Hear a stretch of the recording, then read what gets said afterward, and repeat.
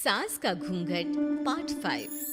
अब तक हमने देखा कि पंचायत के फैसले के अनुसार घर की सारी औरतें खंडहर में रह रही हैं।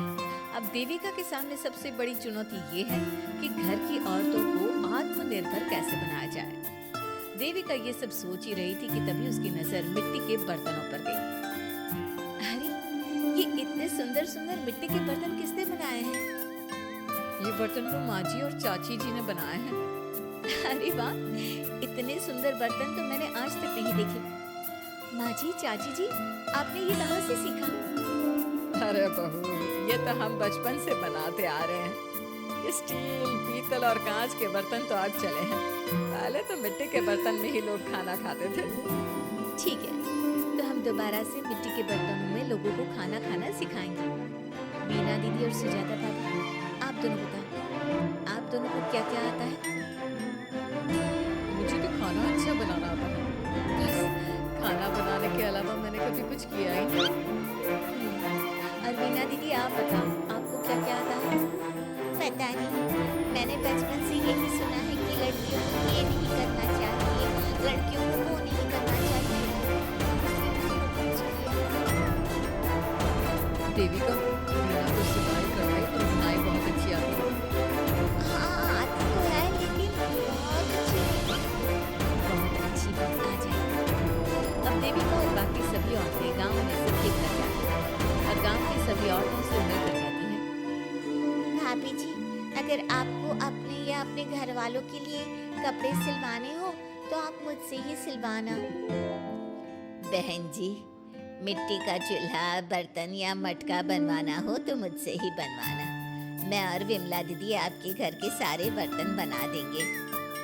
भाभी, आप कभी किसी काम में व्यस्त हो और खाना ना बना पाओ ना, तो आप मुझे बता देना, मैं आपके घर के लिए खाना बना दूंगी। वो क्या है ना, आप तो सारा दिन खेतों में काम करती हो और कभी कभी खाना भी नहीं बना पाती होंगी, इसलिए। इस तरह घर की औरतें जी जान से अपने अपने कामों में लग जाती है। धीरे धीरे उनका काम बढ़ जाता है और वो अपने खंडहर को ठीक करने में लग जाती है। वहीं दूसरी ओर घर के सारे आदमी घर का काम संभाल नहीं पा रहे थे। अरे भाई कल्याण, चाय तो पिला दे, जमाना हो गया अच्छी चाय पिए हुए। आप बिना घर के दामाद से क्या क्या काम करवाते हैं? अभी लाता हूँ चाय। कल्याण, तुम दामाद नहीं बेटे हो, इसलिए इस घर के सुख दुख, घर के काम और बाहर के कामों में तुम्हारा सहयोग तो होना ही चाहिए ना। इतने में कल्याण चाय बनाकर ले आता है। जैसे ही सचिन चाय पीता है तो उसके मुंह से चाय निकल जाती है। जीजा जी, ये क्या बनाया है? इतनी कड़वी चाय? इससे अच्छा तो करेले का जूस होता है।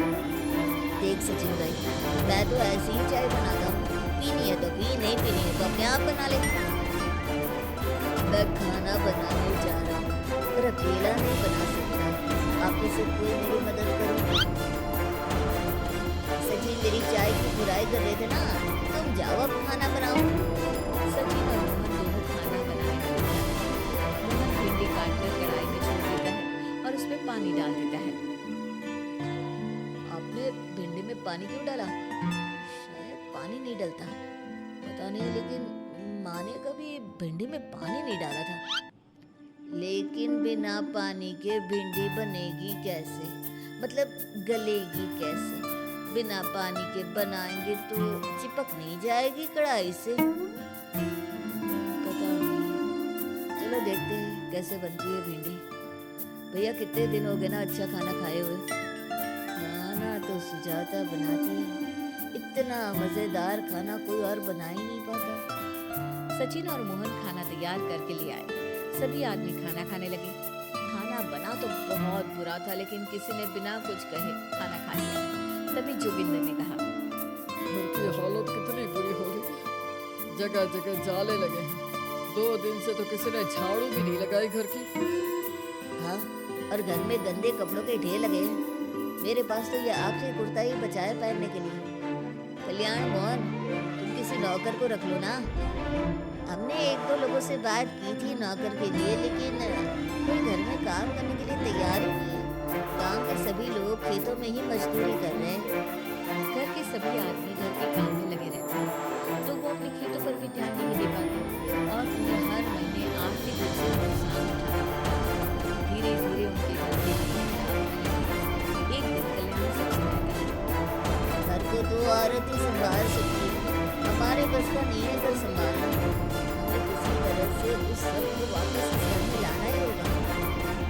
अरे कल्याण बेटा, पंचायत का फैसला था कि औरतें हमसे माफी मांगे, लेकिन उन्होंने माफी नहीं मांगी। अब हम उन्हें बुलाने गए तो उल्टा हमें ही अपनी अपनी पत्नियों से माफी मांगनी पड़ेगी। हमें कोई ऐसा रास्ता निकालना होगा कि वो मजबूर हो जाए हमारे पास आने के लिए। बापू, उन सभी ने अपने अपने काम शुरू कर दिए हैं, क्यों ना हम सबके काम में नुकसान कर दे, इससे वो मजबूर हो जाएंगे हमारे पास आने के लिए। भैया, ये कैसी बात कर रहे हो? इससे वो मजबूर नहीं होंगे बल्कि और भी ज्यादा गुस्सा हो जाएंगे। मैं तो बोल रहा हूँ शराफत से जाकर माफी मांग लेते हैं। मुझे यकीन है कोई माफ करे ना करे, माँ तो जरूर हमें माफ कर देंगी। नहीं सचिन, अगर हमने माफी मांगी तो ये सारी औरतें हमारे सर पर चढ़कर नाचेंगी। हमें इनके सामने छोटा नहीं होना है। मोहन, कल्याण, तुम दोनों आज से ही काम शुरू कर दो। बस फिर क्या था, घर के सभी आदमी लग गए काम पर।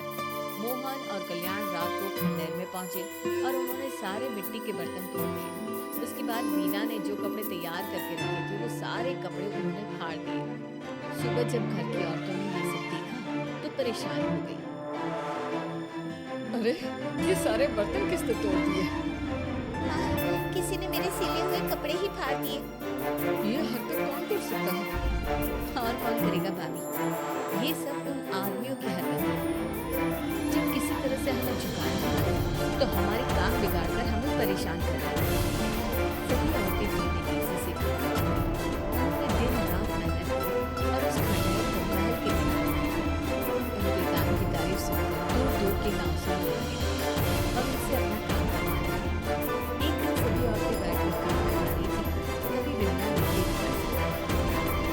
देविका, हम कभी सोच भी नहीं सकते थे कि हम अपनी मेहनत से अपने लिए इतना बड़ा और इतना अच्छा घर बना लेंगे। देविका बहू, आज हमें इस बात का एहसास हो रहा है कि हम तो सिर्फ सांस ले रहे थे, जीना तो हमें तुमने सिखाया है। मुझे तो अब भी यकीन नहीं हो रहा कि मेरे पति की पहचान के अलावा भी मेरी कोई पहचान है। गांव के सब लोग मुझे सिर्फ मोहन की पत्नी के रूप में जानते थे, लेकिन अब सारा गांव मुझे जानता है। देविका, मैं कुछ ही दिन में इस गांव में एक अच्छा सा होटल खोलूंगी और मैं एक बुटीक खोलूंगी। मैं यहाँ गांव की लड़कियों के लिए एक स्कूल खोलना चाहती हूँ, यही मेरा सपना है। सभी औरतें खाना खाकर सो जाती हैं। रात बहुत ज्यादा हो गई है, लेकिन देविका को नींद नहीं आ रही थी। तभी उसे किसी के कदमों की आवाज सुनाई दी। पहले तो देविका थोड़ी डर गई, लेकिन उसने हिम्मत करके उठकर देखा तो उसके सामने सचिन खड़ा था। सचिन, तुम यहाँ क्या कर रहे हो? कहीं तुम मेरा कोई नुकसान तो करने नहीं आए? मेरे पास तो किताबों के अलावा कुछ नहीं है, फाड़ना चाहो तो फाड़ सकते हो। देविका, मैं तुम्हारा कोई नुकसान करने नहीं आया, बस तुमसे माफी मांगने आया हूँ। क्या? रात के अंधेरे में चोरों की तरह तुम मुझसे माफी मांगने आए हो? प्लीज देविका, माँ और चाची को समझो कि वो बापू और चाचा जी से माफी मांगे और तुम सबको लेकर घर आ जाओ। सचिन, तुम भी तो अपने बापू और चाचा को अपने साथ ला सकते थे ना, और माँ और चाची से माफी मंगवा सकते थे ना।